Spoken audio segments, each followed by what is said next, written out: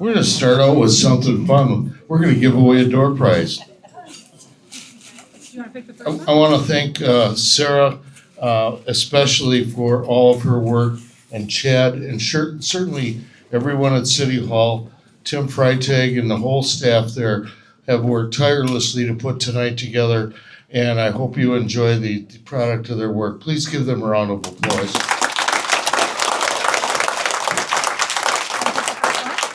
Oh, this makes only make one person happy. Gotta start with one. All right, first one, and this is choice, right? Or what are we? They can pick. Come on up here. Kyle Buskey. Touchdown. Good job. Thank you. Kyle, you're welcome to come up here. We're going to start out. I'll just give a brief description of why we're all here. I think you know why you've been invited, but really tonight is a celebration of all things Jefferson, but mostly of the people of Jefferson. We at the city want to thank each and every one of you for your individual contributions to the quality of life in Jefferson. Together we work and can accomplish great things when we work together. So tonight we're going to recognize some of our employees, some of our volunteers that have reached significant milestones. And then we're going to move on and recognize this year's Citizen of the Year. We have a little special surprise for you to introduce that person. Then we'll move on to the Jefferson Award given to an organization that has made a significant impact on the quality of life in Jefferson. And then we're going to wrap up the evening with Tim giving us kind of an overview of the economic development, the housing opportunities, and the business opportunities that are coming in 2026 and beyond. So without any more further talk, I'm going to start out first of all and recognize Kurt Hebby from the Jefferson Water Department for 15 years of service. Kurt, please come on up.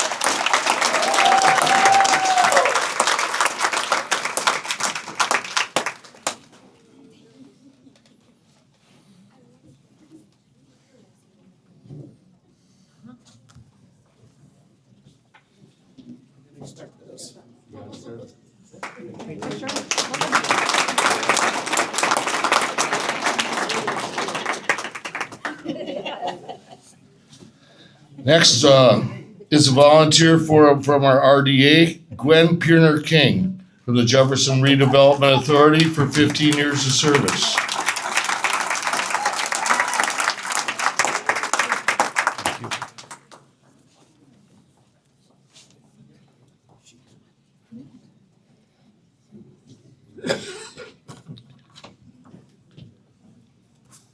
I should have asked you to bring your mom. I guess it was a good night to be here. Yes. Thank you. Thank you. Thank you. Oh my goodness. Thank you, Glenn. Next, Jackie Tucker from Jefferson Electric Utility for 20 years.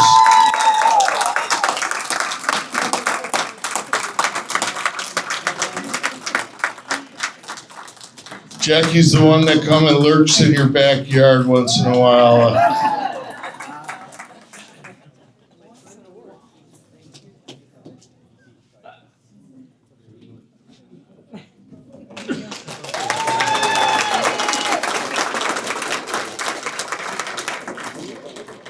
Next, Alderperson Peg Byer.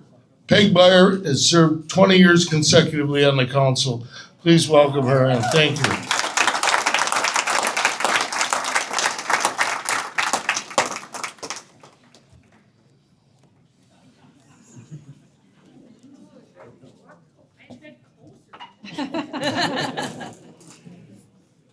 You're all good. There you go. Come with a picture, please. Thank you.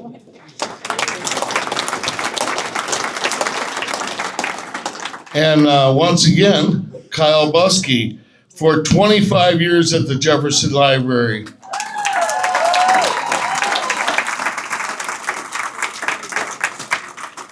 Sorry to make you walk up here twice, Kyle. Turn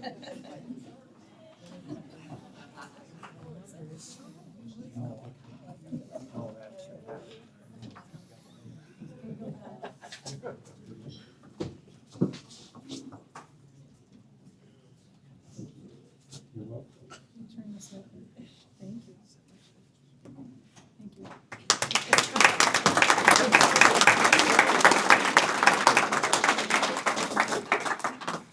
And last but certainly not least, I'd like to recognize Bonnie Noonan for the Jefferson Housing Authority, 25 years of service.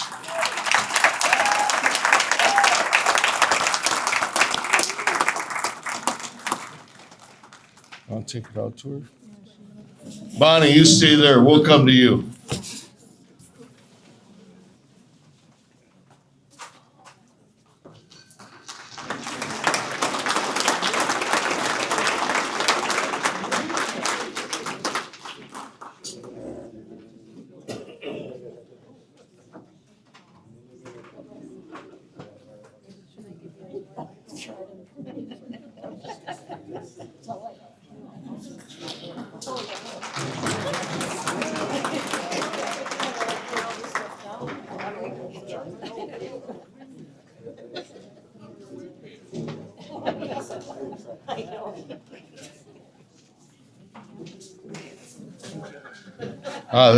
This is so fun. This is better than Christmas. I would like to also recognize one dignitary in the house tonight, and her name is Jean Broaders. Jean, if you could please stand up. Jean and Jason, just give a wave. Wife of Arnie Broaders, my mentor, and the person who Arnie came up with the idea for putting goats on the island. That was his idea. We made it happen, but he inspired us in many, many ways, and I'm sure Gene supported him for all the time that he was as mayor and on the city council. And so thank you, Gene, for joining us tonight.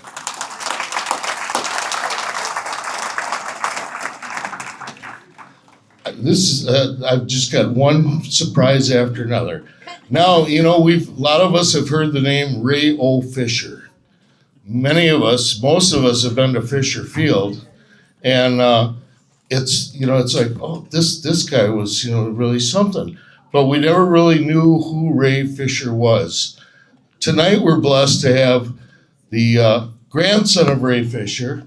His name is Chip Fisher, and he's over here at the table, and I'm going to invite Chip up to come up and tell us a little bit about his grandfather.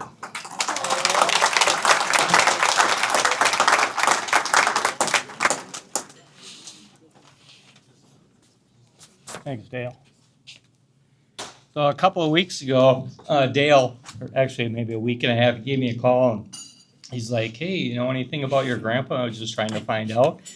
And I said, what's funny, I think all of us here really never asked your mom's mom or great grandma or whoever, and you don't ever really know your history. So in the last couple of weeks, I'm the youngest living grandchild, and it was interesting looking up all the stuff of my grandpa. I was I'll read this. I'm talking, not doing this. Hang on, I'll do this. I don't talk all the time. I talk to him all the time, but not in front of people. So I'm Christopher Fisher, and as you know me, my name is Chip. When I was young, I would ask my dad, why did you call me Chip and not Chris or Christopher? He would always respond, "You're Chip off the old block." I'm proud of you to be a Chip off the old block and grandson of Ray O. Fisher. I really didn't know my grandpa. He passed when I was only 13 months old.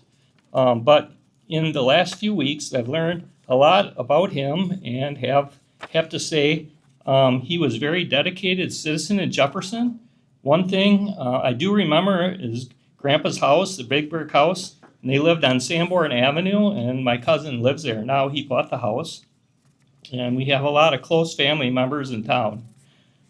Grandpa became a pharmacist in 1911, bought the local drugstore and named it Fisher Pharmacy.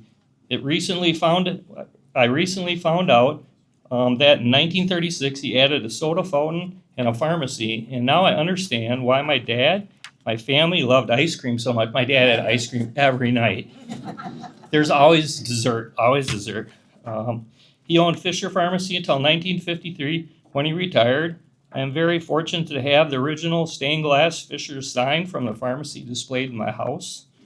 My grandpa on the Jefferson Board of Education for 25 years and was a member of the building committee for construction of the East Elementary. He also belonged to the American Legion Post 164, serving the post commander, and was an avid supporter of a local American Legion baseball team.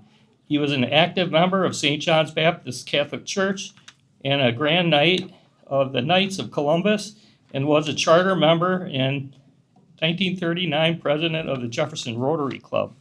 Following my grandpa's death in 1966, the athletic field located east of the elementary school was named in his honor, recognizing his extensive community service.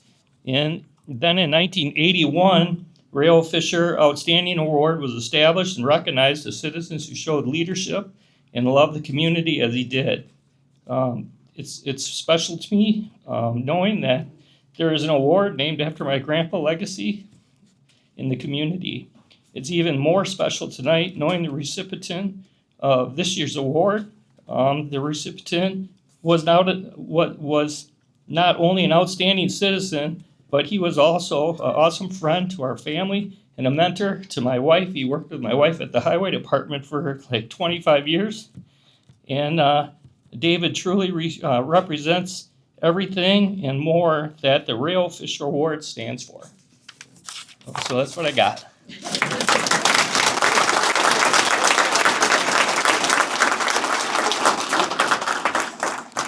Thanks a lot, Chip. Next, I'm going to ask City Administrator Tim Freitag to come up and introduce our 2026 Citizen of the Year.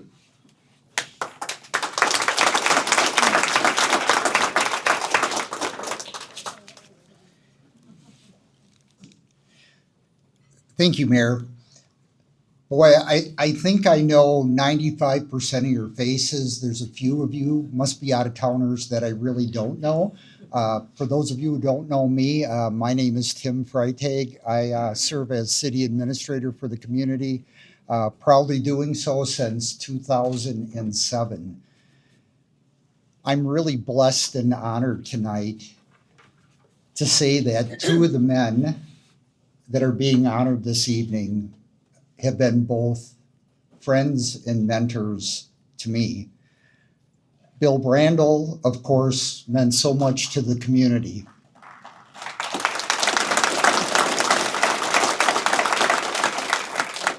He spent much of his life devoted to community service, both as a teacher and as a public servant, serving many terms as mayor and alderperson.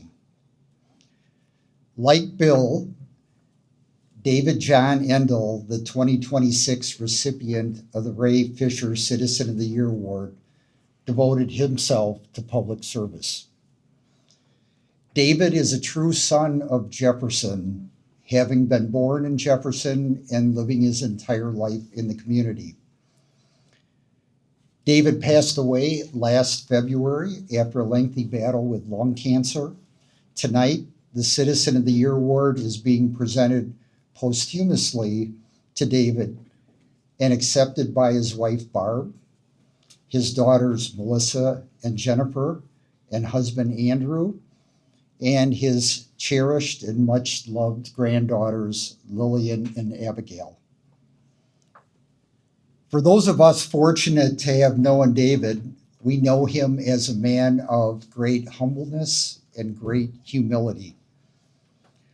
I'd like to share a brief story that I found really not only humorous, but also very true.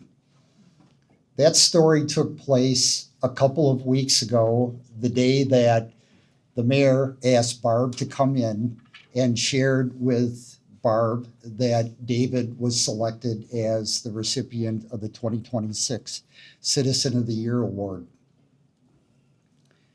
Barb would be the first to say, that Dave had little use for fanfare, did not like the limelight.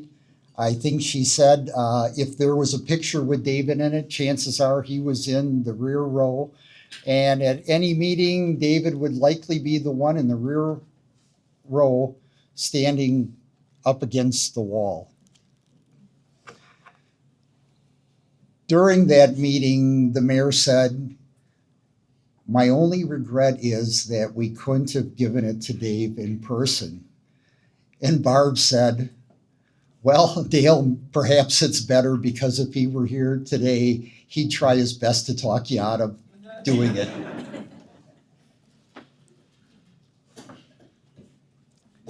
As a young boy, I recall a sermon given by the minister of my family's church that dealt with the true measure of a man.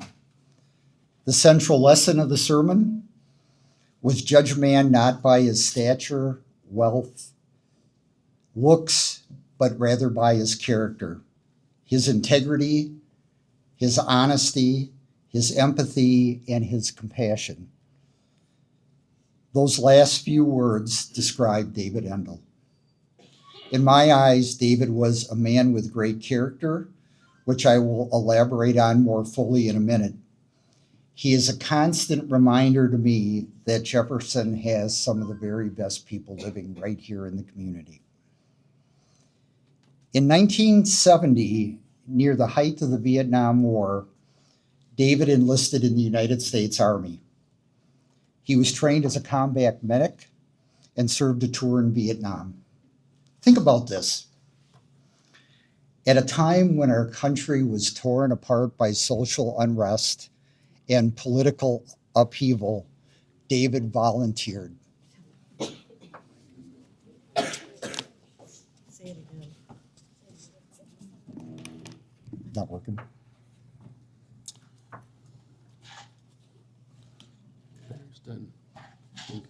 Any better? Okay. Say it again. I'm gonna raise it up here once.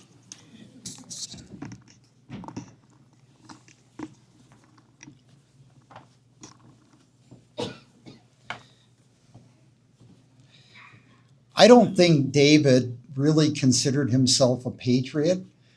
I think he did it as a personal sense of honor and duty.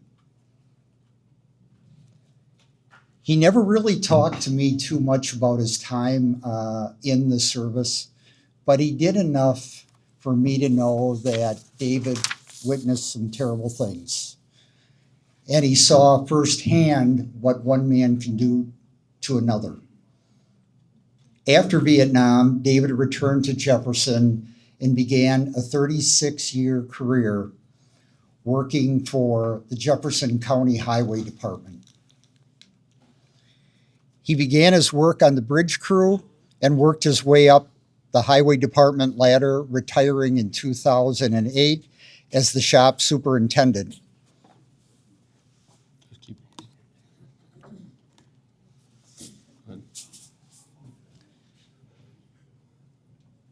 In his final year of employment, David assisted in the efforts of the highway department during the historic June 2008 flood event. David was deeply committed to this community. To cite but several examples, from 1976 to 1989, he served as an EMT with Jefferson Emergency Medical Services. He served 2 terms on the Jefferson City Council from 2007 to 2010. He was a longtime member of the Jefferson Plan Commission, serving from 2016 to 2024. David was a dedicated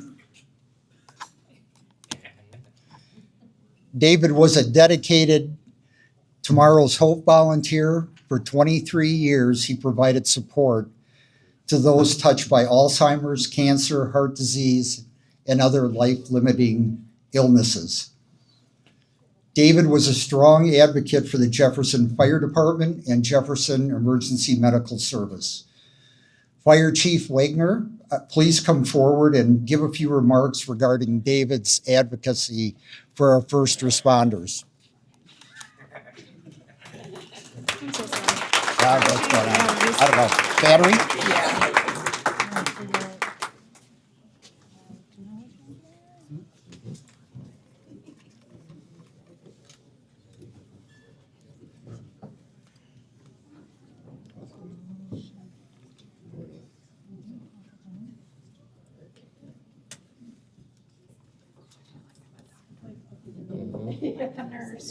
Tell a joke. Not to worry, I'm not going to start from the beginning. We just said there's a reason why this is happening. He didn't want it to happen. Let's try again. Better? Let's try that. Okay, so sorry. Okay. Ronnie.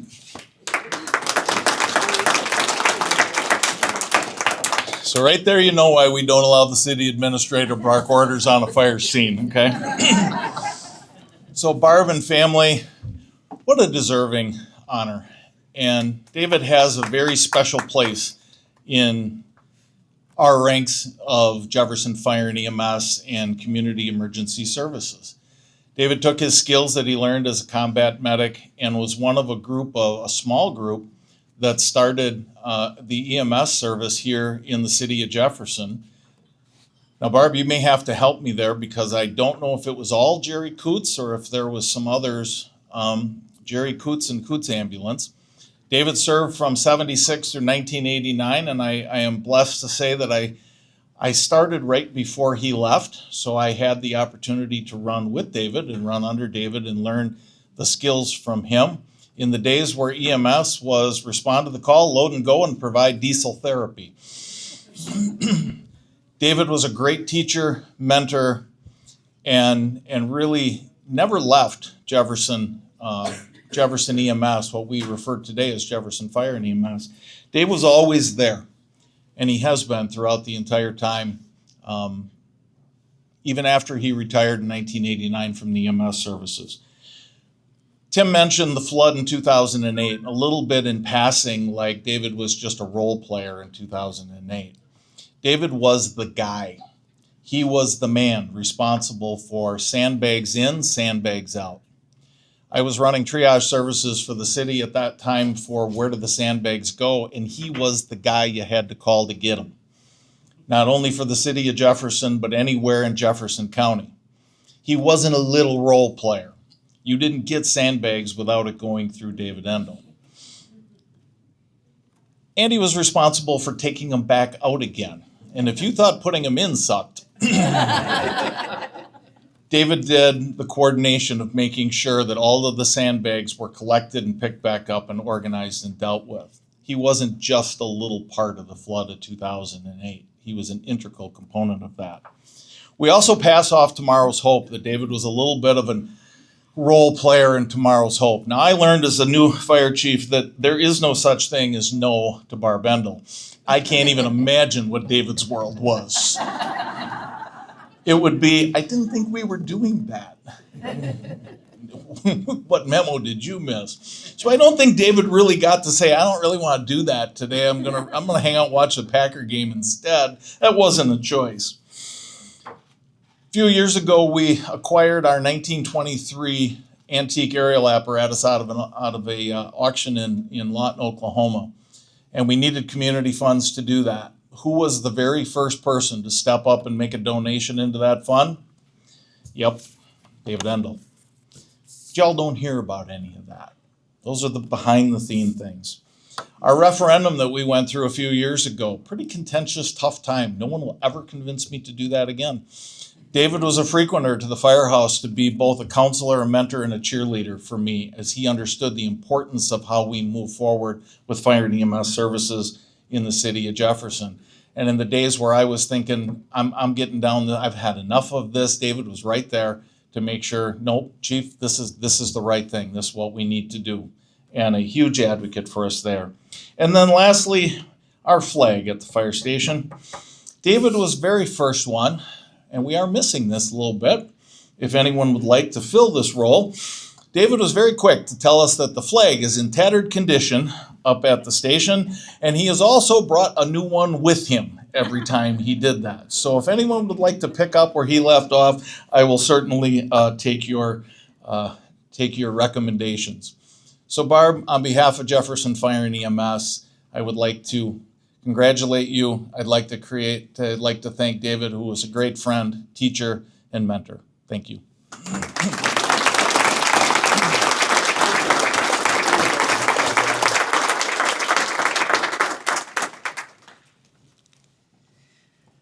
I close with a personal recollection of David. Several months prior to his passing, we were having breakfast and spending the occasion reflecting on our lives. He gave me a piece of advice. He said, "Tim, I try to let my guidepost be not what you can do, but rather what you should do." David tried to live those words. He was drawn to public service and in particular volunteerism.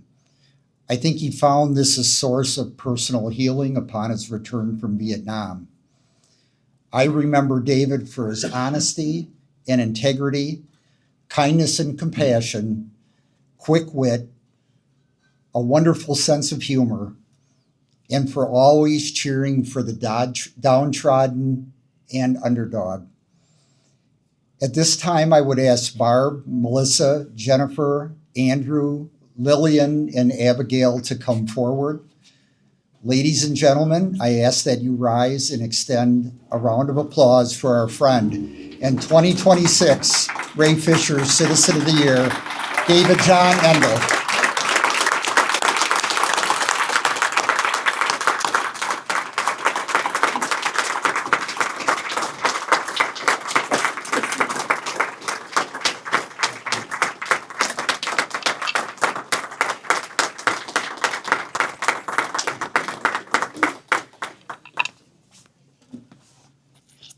It's all yours. You got an hour. Let's get a picture. You take a picture. Sure. Come on.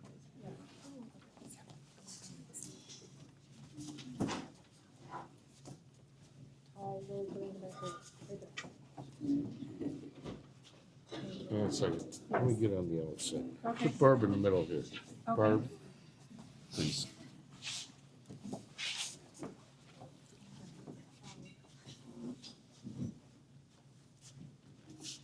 Very nice. Thank you.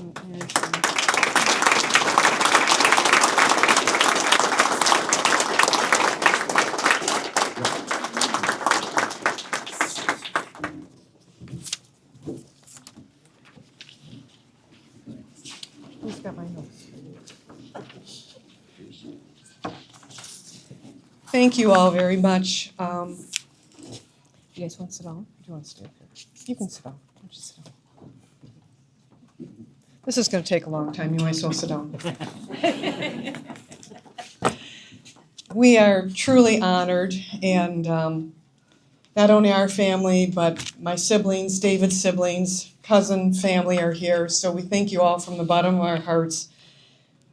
As Tim said, when they told me, you know, I was very honored, and I know David would be honored because he really respected this award, and he knows that is given to people who are such an important part of the community, and they give from the heart.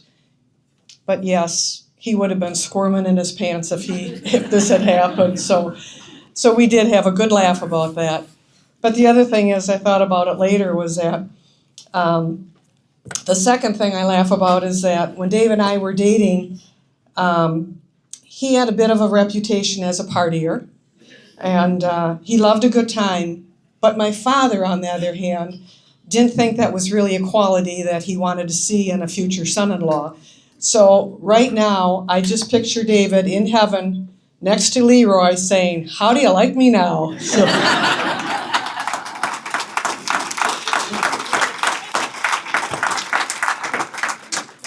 the one thing with David is that you never had to wonder where you stood with him. Either he told you directly, or you could tell by the look on his face. You didn't wonder. But with David, everything was either black or white, right or wrong. There was never any gray with David. and he was always so confident in who he was. David's greatest personal accomplishment was his sobriety. As I said, in his younger years, he loved to party. But after the birth of Melissa and then Jennifer, he knew he wanted to be a better man and a better father to his daughters. At the age of 29, David stopped drinking. And last year, before he passed, we celebrated his 43rd year of sobriety. He and we were very proud of that.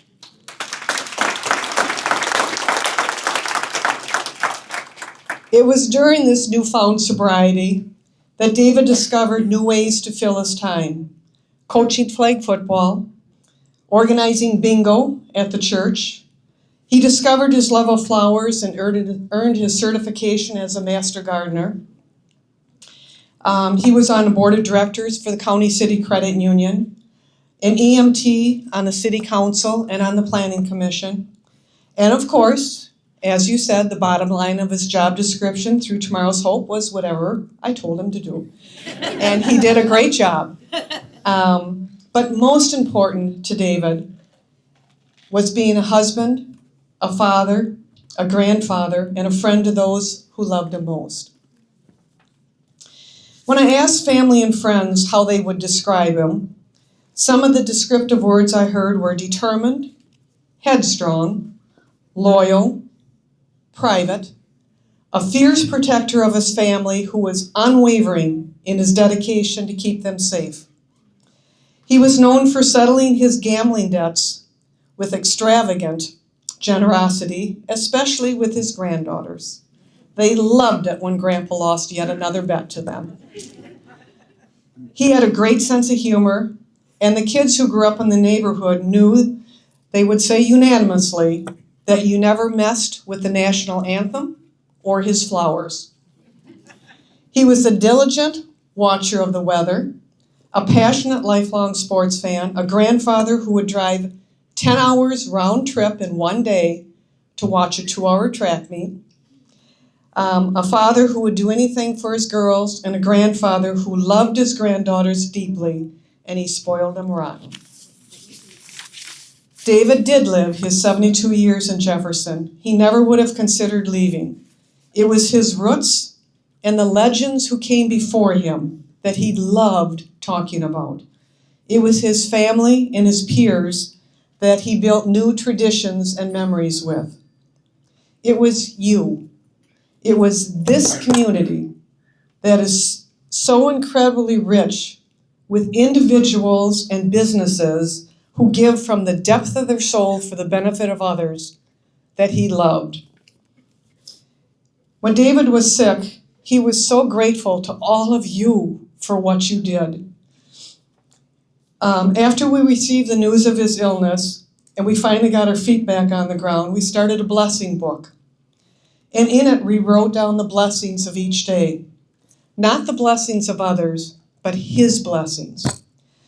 You know, when you're in a situation like that, the grass can always look greener on the other side, and you can let jealousy kind of blind you. But what we did is we focused on our blessings each and every day. And it just helped us tremendously. And it never ceased to amaze him how incredibly how blessed we were because of you. It was your generosity, it was your support, big or little. He noticed, and he was always so surprised that you would do that for him. It just dumbfounded him. And he told me that after he was gone, we'd be okay because we would have you to help us. I mean, he said that. And isn't that something that's what he thought about you and this community? That he knew that you would take care of his family, the ones that that mattered the most to him. So in closing, I'd just like to say thank you so much for all that you've done, because you have been there for us time and time again. So God bless you all, and thank you for this.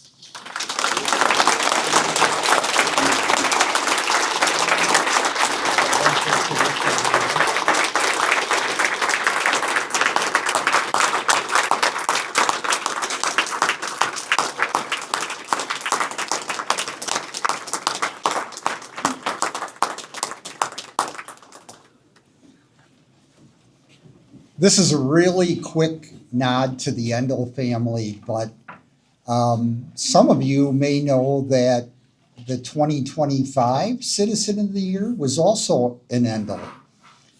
Scott Endel, a cousin to David. Scott, much like David, was a man of great humility and humbleness. So I can only assume that humbleness and humility are traits in the Endel family tree.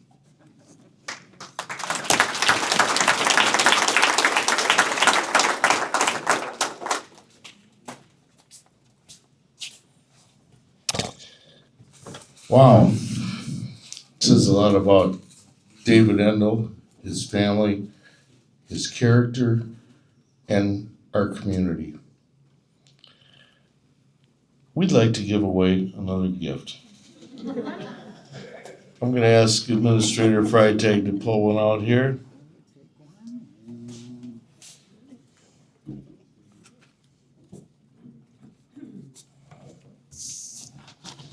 Danny Clark. Danny Clark.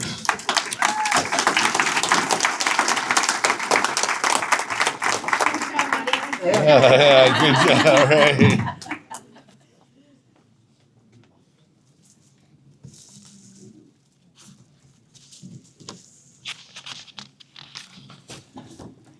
Next, we're going to move on to, I'm going to report an action of the City Council. Got a little time here. I'm going to read the resolution. City of Jefferson Resolution Number 91. A resolution naming the trail in Meadow Springs Conservancy in honor of William Robert Brandel. Whereas William Robert Brandel dedicated his life to serving the city of Jefferson with distinction and devotion. And whereas Bill Brandel served the citizens of Jefferson for nearly 4 decades, including 4 terms as mayor and many years as a city alderperson and president of our Common Council. And whereas Bill Brandel was a beloved educator at Jefferson High School for 35 years, teaching generations of students the values of civic engagement, leadership, and service to community.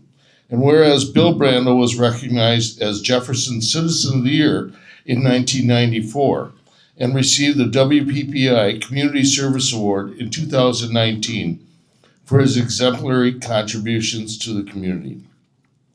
And whereas Bill Brandel embodied the principles of kindness, generosity, and service to others throughout his life.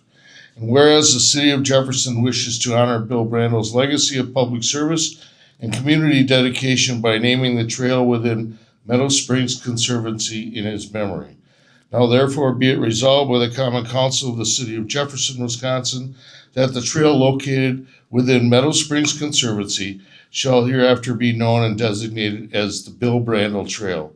And be it further resolved that appropriate signage shall be installed to designate the trail with his name, passed unanimously this past Tuesday night.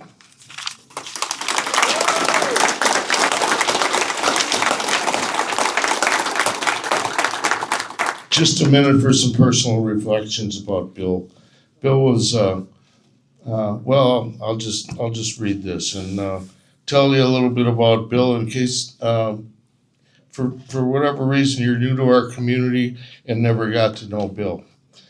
Bill Brandel was a devoted and loving husband to Carol, an adoring father to Beth, a dedicated brother to Vicky and Val, an exemplary and impactful teacher, a civil servant, a history buff, a thespian in CPA Productions, see us in 1776, a mayor, a city council president, an alderman, a mentor, and a wise man. But most of all, Bill was just a really good friend.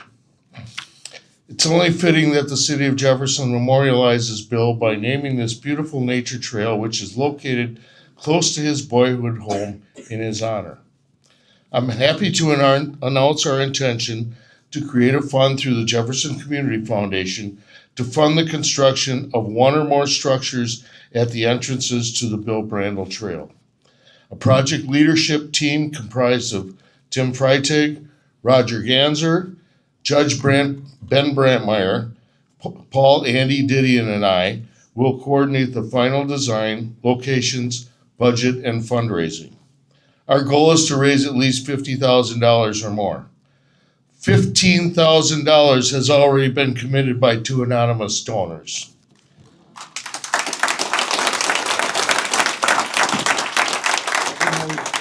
Now, I'll ask Carol and Beth to come forward as we unveil a draft concept of what the structures may look like. Ladies and gentlemen, the Bill Brandl Trail. Tim, Beth, Carol.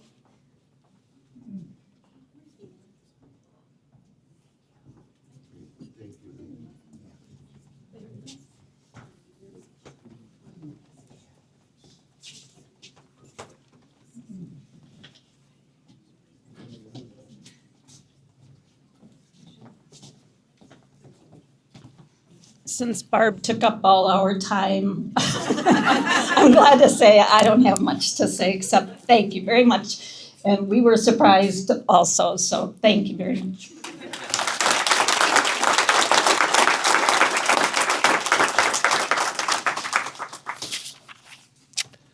Thank you, ladies. Like I said, this is better. This is Christmas for us that our friends and family here tonight. Okay, compose yourself, Dale. All right, next I'm going to share a few memories before I announce the group that's being awarded the Jefferson Award tonight for the organization that's made a significant and lasting impact on our community. I'm going to talk a little bit about Kite Days. These folks over here, they dress like this every Saturday night. We just happen to be fortunate enough that they chose to have dinner with us here tonight.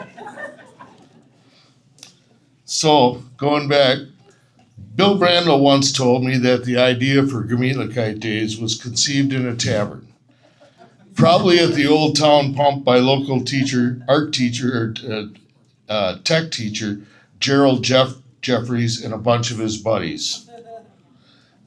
That's not surprising since other local community events like Goat Fest, Goat Island, and Concert in the Park have had similar roots.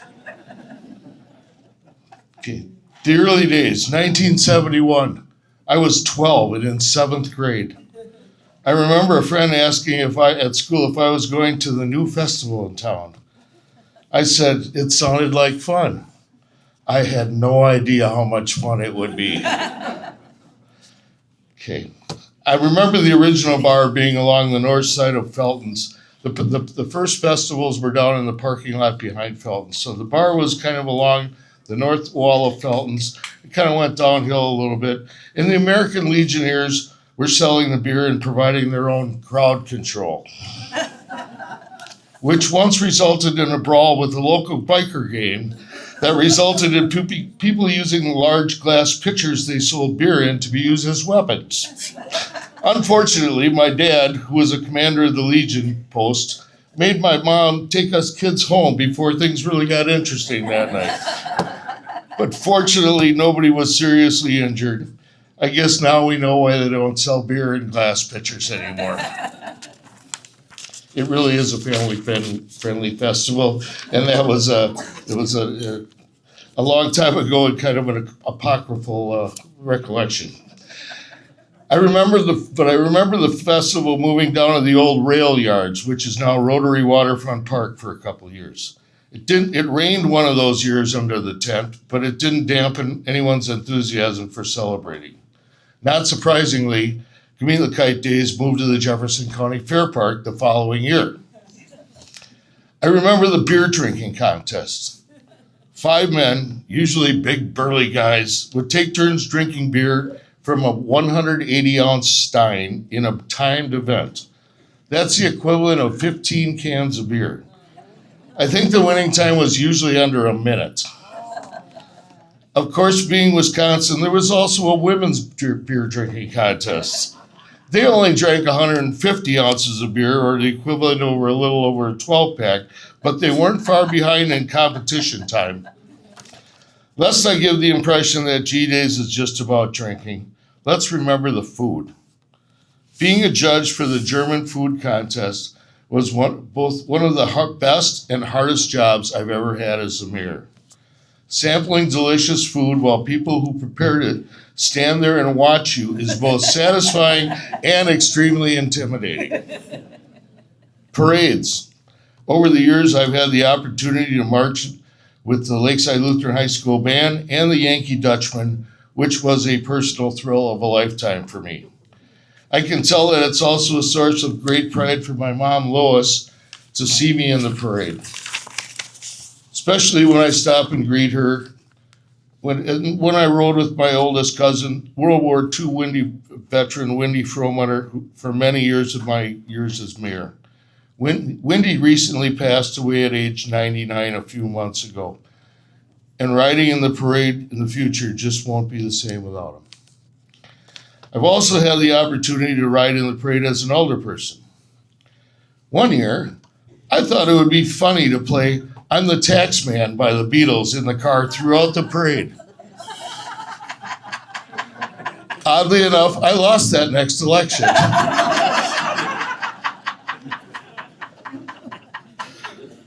I remember the bed races down Main Street and the beer stein carrying contests at the fairgrounds, not to mention the rolling pin throwing contest for the ladies. The music. The bands of Gemütlichkeit days are some of our fondest memories. From Vern Meisner in the early days to Steve Meisner, Alta Kameraden to Molly B, traditional German music and rock bands, polka in the front and party in the back. Now dancing to Copper Box on our beautiful new dance floor at Rotary Park, Gemütlichkeit days always provide something for everyone. The tradition, the tapping of the first keg, Queen Michelle Haffelder singing Edelweiss, and 50 years of friends meeting up at Old Home Week are always some of the best parts of Gemütlichkeit days. The camaraderie that is enjoyed and reunited at Gemütlichkeit days on an annual basis is priceless. Sharing the spirit of Gemütlichkeit with people from all over our state, our country, and the world gives many the lasting impression that Jefferson is a fun, welcoming, and friendly community. The royalty and all the people of the Gemütlichkeit family have always been great ambassadors for Jefferson. Our community owes you a great debt that can never be fully repaid. Thank you for your efforts for 55 years and counting. We finally remember all the people of Gemütlichkeit days who are no longer with us. Their memories will be cherished forever in our hearts. At this time, it is my great privilege to introduce 2025 King Paul and Queen Rory Eilenfeld, along with the board members from Gemütlichkeit days, to accept the 2026 Jefferson Award, given to a person, business, or organization that has made a significant and lasting impact on the quality of life in Jefferson. No other group has done more to promote Jefferson and to make it a fun place to live, work, and play. Congratulations on 55 years of Gemütlichkeit and best wishes for many more years to come. Please come up.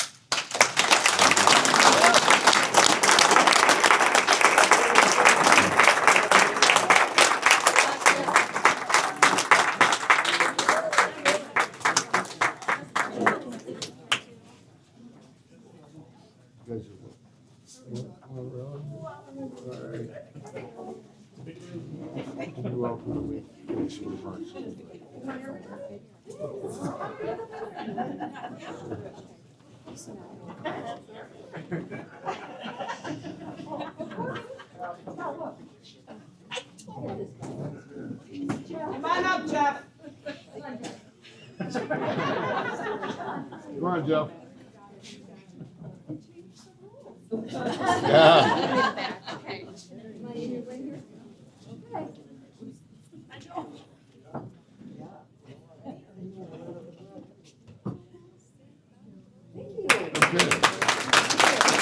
Public comments? You only got a half an hour. Okay. So, Mayor says I've only got a half an hour to make a couple of remarks about this award. Thank you so much. Really, we are a community event, and it really doesn't get pulled off without a lot of volunteers. All right, so we have a board of 9, and we have our royalty on the board as well, making up 11 people. But we still have, many more people behind the scenes and part of our organization in general that help put this event on every year. And we have 2 major events every year, of course. We have the one that's coming up soon will be Mayball, where we'll be crowning a new king and queen. We also have an event coming up soon on the 14th of March, where we will be we'll be collecting money for Fisher Field, actually. And that's going to be our bowling event that we're having over at Clicka's Bowling Alley. So please join us for that. It'll be a lot of fun. And of course, Gamitli Kite Days itself, which will be this year September 18th, 19th, and 20th, down at the Fair Park, and at Rotary Park on Sunday. So, of course, we have our parade done as well. So thank you very much. Do we want to do an on it? I think we should do an on Prosit. Those of you who know it, join in, shall we? All right, raise a glass. You ready? Ein Prosit, der Gemütlichkeit. Ein Prosit, der Gemütlichkeit. 1, 2, 3, super! Ziggy, zaggy, ziggy, zaggy. Hoi, hoi, hoi! Ziggy, zaggy, ziggy, zaggy. Hoi, hoi, hoi!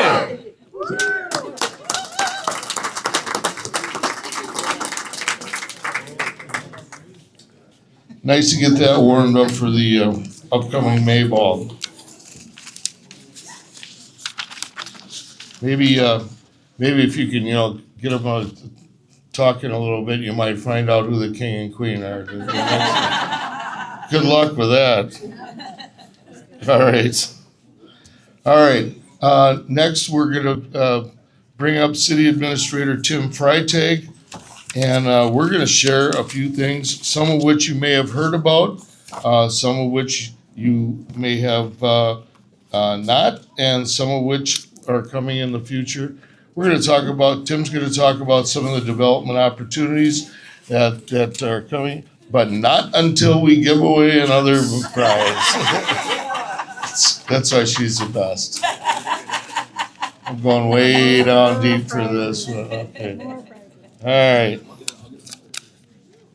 Will Niebler. Willie. Yeah.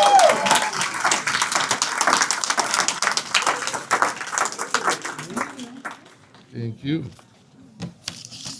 Okay, Tim, the podium is yours.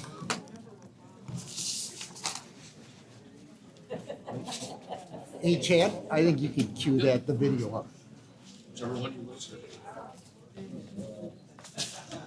All right, I'm going to start with a bit of a public service announcement. A show of hands for anyone who didn't attend last year's appreciation banquet.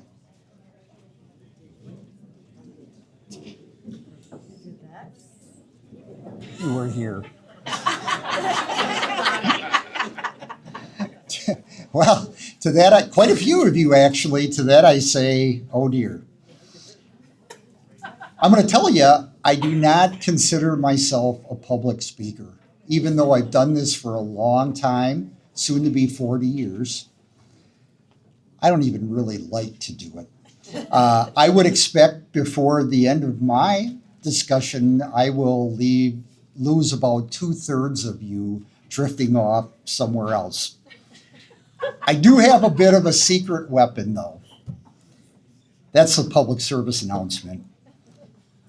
City Clerk Sarah Copsey, who knows all too well when I speak at any event she needs to do the organizing because she will always make sure there is plenty of alcohol. So for that, I thank you.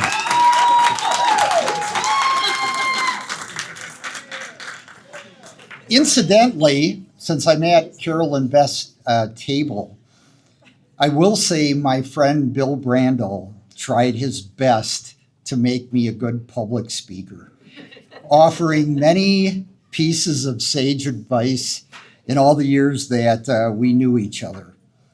His best advice to me went something to the effect, he would say, my boy, a good speech should be like a woman's skirt, long enough to cover the topic and short enough to create interest.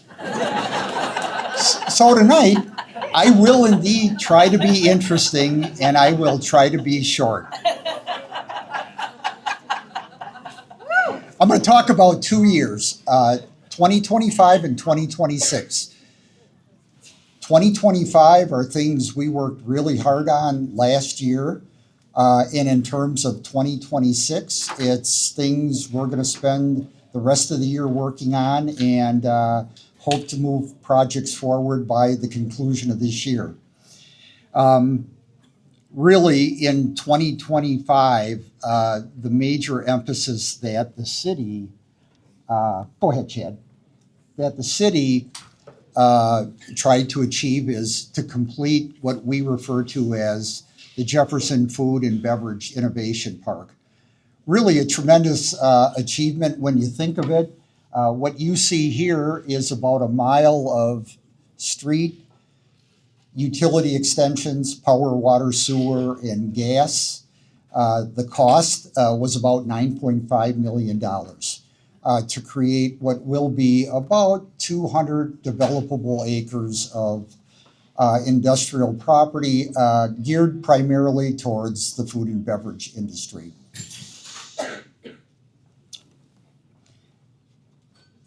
I would say, and I've been here that long, when we completed phase one of this park about December 31st, it culminated really 15 years of planning. We really started that long ago. City and county leaders, Thrive Economic Development, the state of Wisconsin, including the DNR, the Department of Transportation, the Wisconsin Economic Development Corporation, Jefferson Utilities, Jefferson Wastewater, Jefferson Water, really all culminated to plan, prepare, and remove obstacles. I think it's a tremendous achievement, and I'll be honest with you, I'll share some numbers with you. This will be real important to the community's well-being, economic well-being, likely for the next 50 years. What Chad queued up for us is just drone footage and aerial video, just about coming to the end. It'll pick up the Kiekelman development that, as Dale mentioned, is about to be completed. I would leave you with this thought. Economic development is in an extremely competitive space. If you listen to the Kiekelman video, you probably remember that they talked about they spent 3 to 4 years, looked at 64 sites before they chose Jefferson. That's kind of unbelievable, really.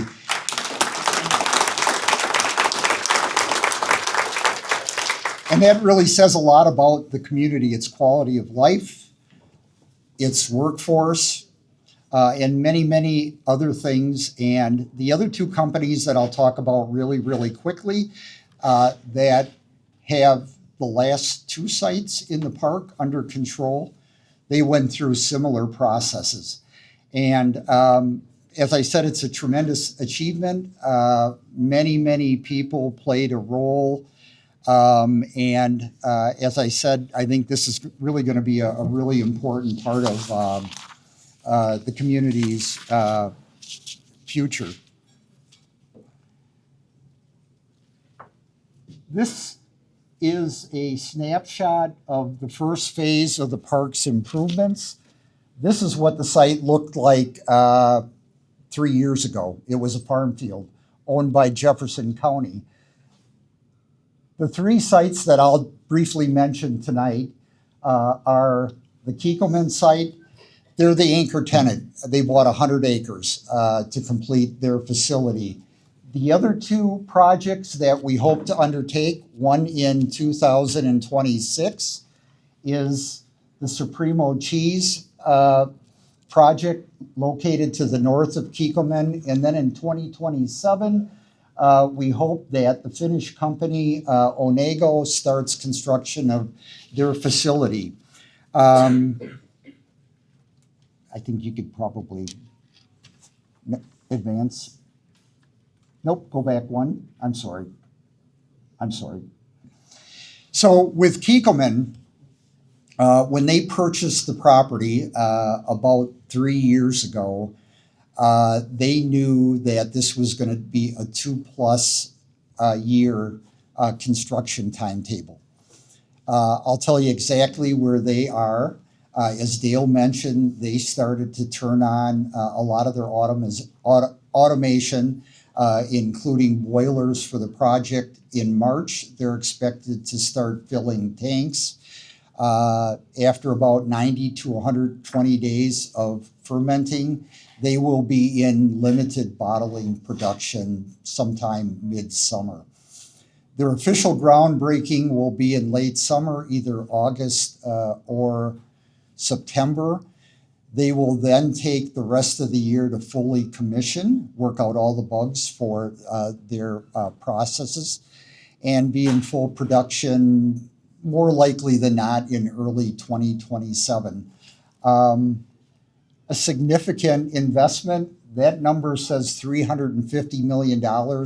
Last night at the banquet, Dale mentioned they talked about an investment of about $550 million.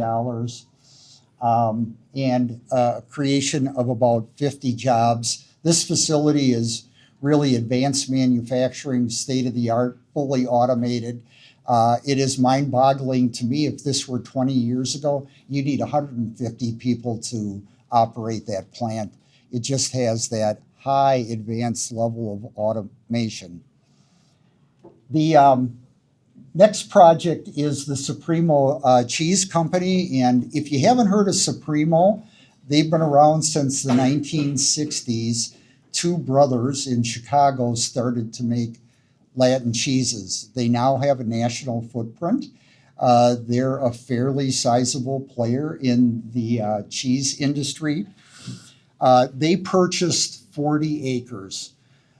Their plan is to construct 3 phases of their facility over the next 5 years. Chad, you can advance. Their site is just to the north of Kiekelman. Their first 3 phases will be on about 20 acres that are outlined as phase 1 and 3. You can go one more. The footprint of what they want to do is kind of in outline here. You can see the different colors. Those different colors each represent a phase. Their first phase, which they hope to start midsummer, it'll take them about a year's worth of construction, will produce a facility about 50,000 square feet in size. And each subsequent phase is about 50,000 square feet in size, so that by 2030 or 2031, that facility will be about 150,000 square feet. That compares to about 240,000 square feet for the Kiekelman facility. When they're done in 2030 with the first 3 phases, their employment will be about 80 positions and will represent an investment of about $85 to $90 million. Here's an interesting fact, and one thing that really got our interest in is if our friend Jim Schrader, Alderman Schrader, were here tonight, and he is not. Jim, as you know, served on the county board and was county board chairperson for quite a few numbers of years. The county was very active in farmland preservation. And a bunch of us think that really there's really nothing better than this development to promote farmland preservation than this cheese company. Because this cheese company will try to source their milk locally from area farmers to the extent they can. One of the great things about my job, I learned lots of things about a gazillion different things. Most of those things I will never use in my life. But I did learn that because Supremo intends, after phase number 2, to produce about 65,000 pounds of cheese annually, and it takes 1 gallon of milk to produce, depending on the type of cheese, 1.2 or 1.3 pounds of cheese. When you do the math, that is about 50 million gallons of milk a year divided by 52 weeks, or about 1 million gallons a week that they will attempt to source, most of it locally to the extent they can. And that'll be really, really good for area farmers and no doubt help preserve farmland, which is still an important issue in the area. The last project that I will mention really, really quickly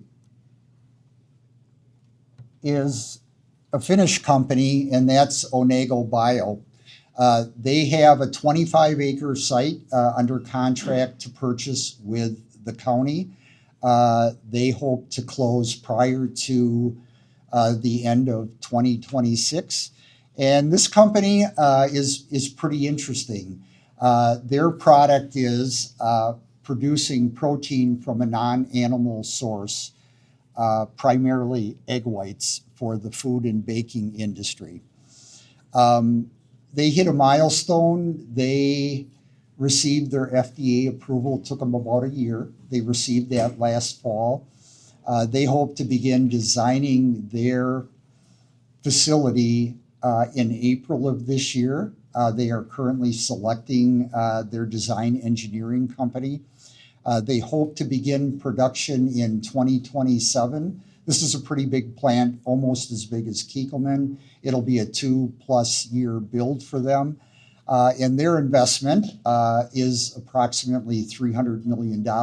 So I would say if Kiekelman is right and their investment in plant, bricks and mortar, and equipment is really $550 million, those 3 facilities will represent $1 billion in investment locally.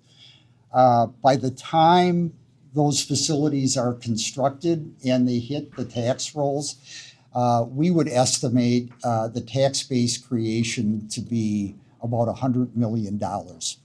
So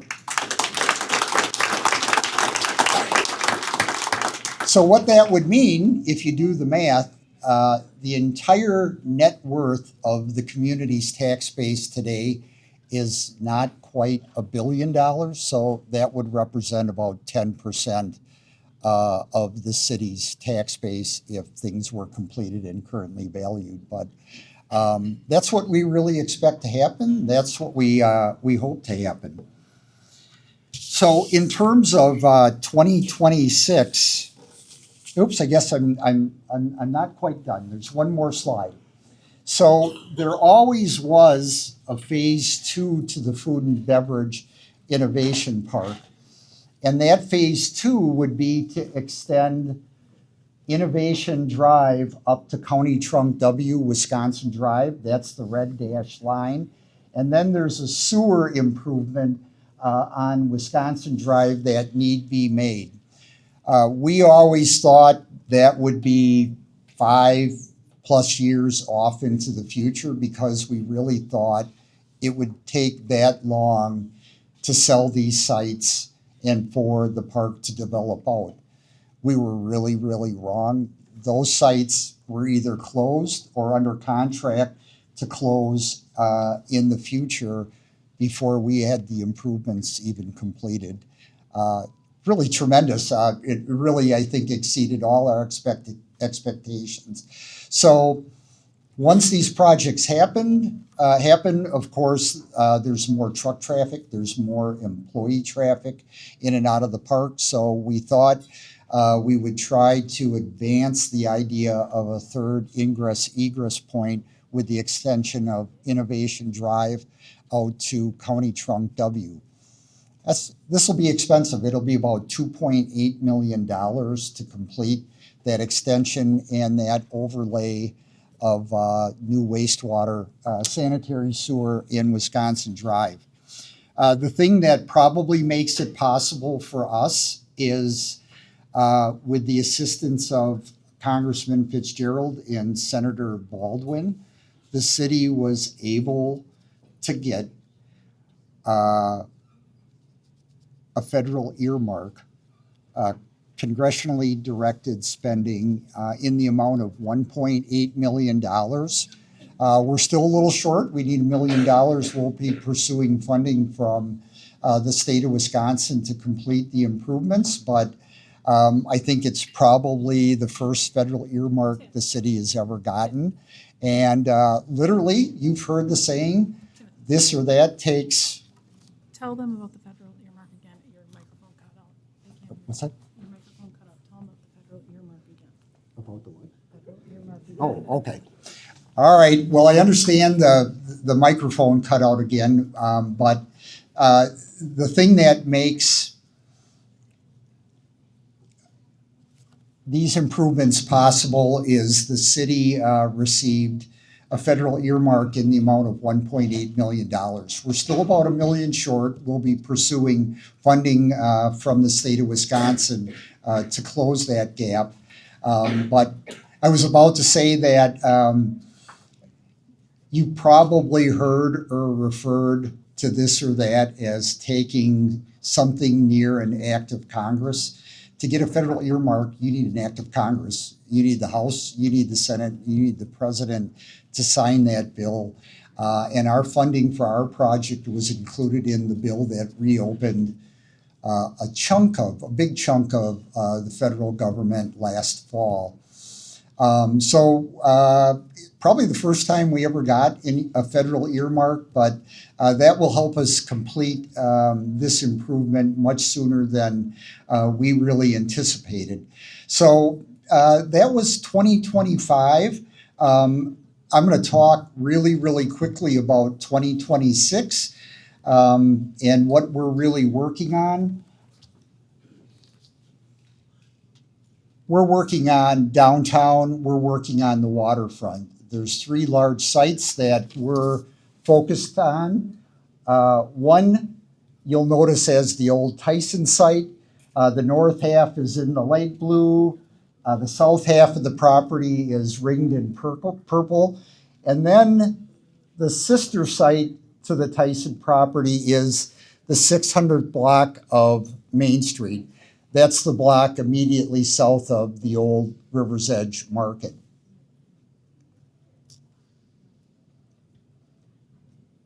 Really, really quickly, about 15 years ago, the city started to acquire properties located in the 600 block. The first one we purchased was what was the old Schweiger corporate offices. After it burned down, we bought that property, and subsequently we've purchased 3 homes, the old liquor store, and we just recently purchased a vacant lot from the old Aero Manufacturing ownership. So we have control of the entire block. So if you would drive by there today, you would notice about 2/3 of the block has been elevated out of the floodplain. The property is in the floodplain. To do anything with it, you need to make it conforming. So our goal is to elevate the site out of the floodplain and then promote its redevelopment. So we have an option that has been approved with the Gorman and Company. They're the ones that repurposed the old Foremost building into loft-style apartments along the river during COVID. Their goal is to develop the site into residentially driven mixed uses, approximately 50 residential market rate dwelling units with maybe, we don't know yet, maybe some first floor commercial. This will be a 3-story building that we're talking about. And really modeled on the City Row Apartments in Madison, if you've ever been by there, townhouse style. Our goal is to do a few more things, but to promote development starting in the spring of 2027.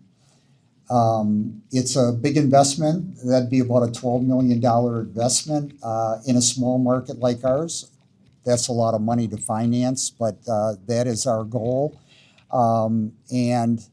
What we'd really like to do is promote more downtown living, more residential to support downtown, create more of a 24-hour environment. And that's been on the planning boards for a long, long time.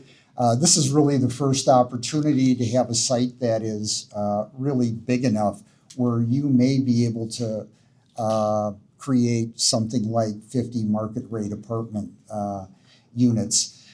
So that's what we're doing there. In terms of the Tyson property, most of you probably know that the city has title to that property. Jefferson County foreclosed about a year and a half ago. They were not able to sell the property at auction. They went through 2 auction processes. Ultimately, the city took title to the property for $1. It's a beautiful site. There's no question. It's just got a lot of issues to really work through. And I'll describe those really, really quickly. We have spent a lot of 2025 investigating the property. We just completed a second round of groundwater and soil testing. We know there are certainly environmental issues, kind of what you would expect after 150 years of manufacturing operations. That some of them will need to be addressed.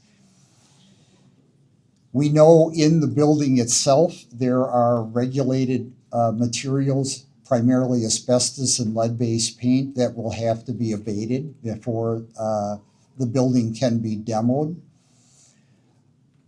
The third thing is the property is also in the floodplain. Our goal is ultimately to clean up the site, demo the property, and then we're going to fill the property anywhere from 2 to 4 feet of fill, 2 feet above floodplain elevation. And then about 80% of the property, maybe 85%, can be redeveloped. So our goal is to do 2 things with it. The north half of the property, we hope will serve as an expansion for Rotary Park. Our goal is to restore or provide access by the public to the waterfront, which really hasn't existed for 150 years. I'm going to ask Chad just to come up, say a few words about what our plans are for Rotary Park, and then I'll finish up and tell you what our goal is for the rest of the property.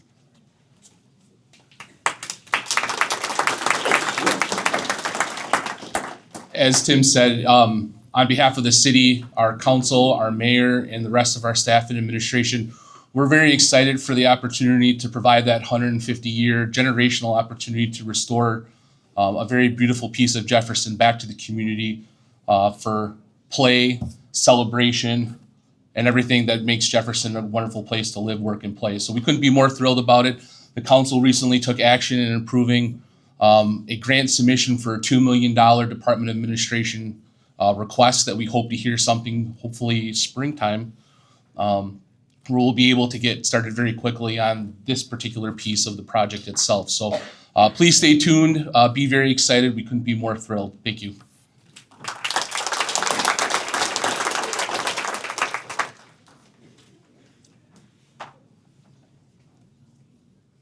The rest of the site, which really is the majority of the property, our goal is to establish residential dwellings in a vertical fashion. What we hope to do is to create a 4-story building. Can't hear you. You just have to talk closer. A little closer. Okay. That better? Yeah. Okay. So our goal is to create vertical development on the site, probably 4-story buildings. The first floor elevation would be covered parking and then 3 stories of dwelling units over the top. It's a beautiful site where those two rivers come together. It's just going to take us a while to get there because what I described to you will be really expensive and it will be time consuming. And one of the things that we do know is that this site, going back probably 150 years, was largely filled. There was fill brought in by, I guess it would be the Stoppenbach family, to fill in the site. Ultimately, that allowed them to build what you see down there. About 220,000 square feet of obsolete manufacturing facility. But that is what we're hoping to do. We hope to extend the Riverwalk from Rotary Park all along the stream bank. Lots of green spaces, and we hope to do it in a manner that allows people that live there really to walk and shop downtown. So that really is going to be largely what we're focused on in 2026. So I don't think I have too much more to say. If you have any questions about any of this, I'll be around for a while. Come and grab me, and I'll try to answer any questions that you might have. Actually, I have to say, I only lost about half of you. I thought maybe it'd be 2/3. So you were a really great audience. I'm going to end my evening with a joke. And this one really is for Susan Schmidt and Jessica Havel. Two of my coworkers. So this joke or this story is about a lady named Mary Jones. Mary was a young woman who had a severe illness, and she ultimately passed away. Mary rode that escalator up the sky, and she got to heaven, and she got to the pearly gates, and she looked through the gates, and Mary saw her mom and dad, both sets of grandparents, aunts and uncles, and a number of people that had went before her. And they were sitting in a very lush garden setting at a table. They were eating, they were drinking, they were singing, and they were laughing. And Mary decided she wanted to be there. And about that time, St. Peter came walking by, and Mary said, "St. Peter, what do I need to do to get through the pearly gates?" St. Peter said, "Well, it's a relatively simple process. You need to spell one word correctly." Mary said, "Well, what word is that?" And St. Peter said, "Love." Mary said, I can do that, LOVE. St. Peter said, come on in. About a year later, Mary crossed paths with St. Peter. And after a few minutes of small talk, St. Peter said to Mary, in a few weeks, I got to go away. I'd like you to come down to the pearly gates and welcome anyone else that has come to heaven. Do you think you could do that? And Mary said, yeah, I think I could do that, St. Peter. And St. Peter said, well, you remember they got to spell one word correctly. And Mary said, yes, I remember. Well, on the appointed day, St. Peter left. Mary came down to take his place. And wouldn't you know it, that very day, Mary's earthly husband, Bill, approached the pearly gates. Mary was really surprised to see Bill and said, Bill, what happened? And Bill said, well, this morning I was skiing in the Swiss Alps and I had a very terrible accident and I passed away. Mary said, well, I haven't seen you for so long. How have you been? Bill said, Mary, I've had really a wonderful life. I married the nurse that took care of you the last few years of your life.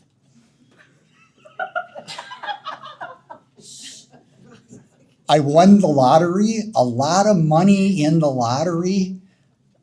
I sold our little house. I built a big mansion for my new wife and I to live in. We quit our jobs and we traveled the world. Then Bill asked Mary, what do I need to get into the pearly gates? Mary said, well, it's a relatively simple process. You have to spell one word. And Bill said, what is that one word? Mary thought for a few seconds, and then she said, Czechoslovakia.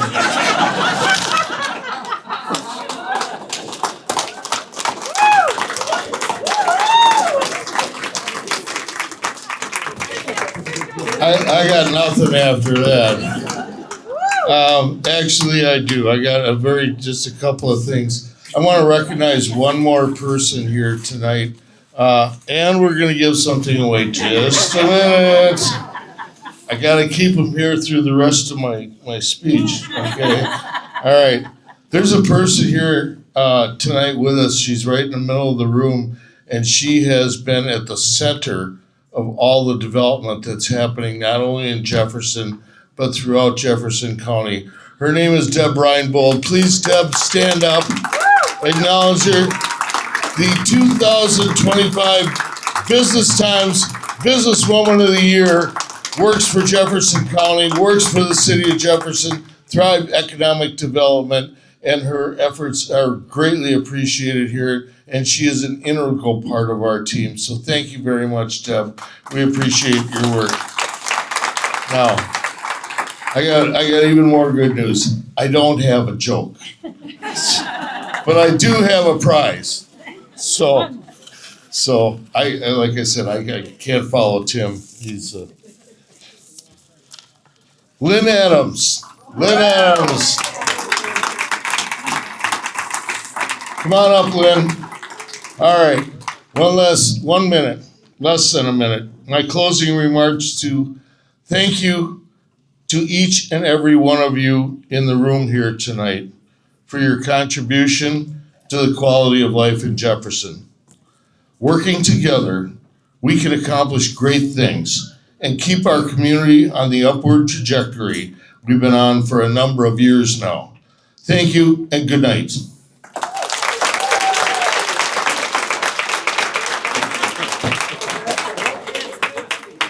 You didn't even sing happy birthday to your mother.